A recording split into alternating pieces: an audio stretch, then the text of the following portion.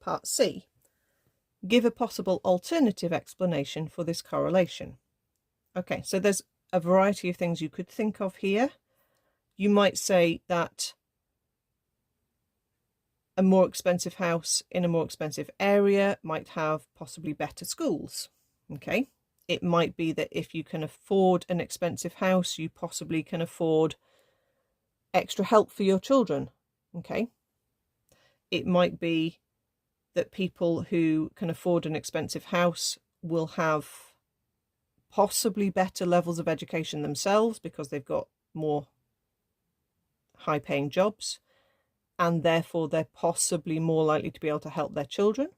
There's lots of things that don't worry about sort of expressing it in a slightly awkward way. As long as you get the general gist of your point across, it will be fine. Okay, so I would say something like parents who can afford expensive houses may be able to afford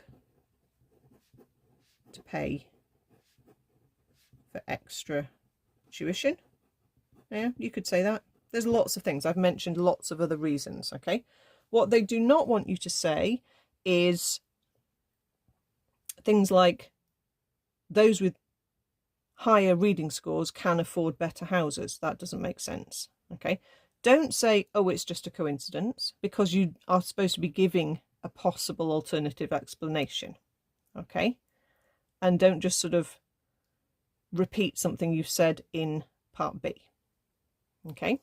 But just think of a reason. If you get a question like this, just try and think of a sensible, common sense reason.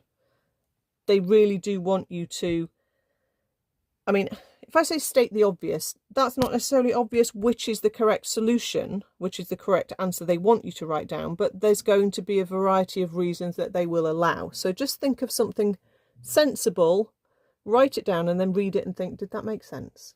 Okay.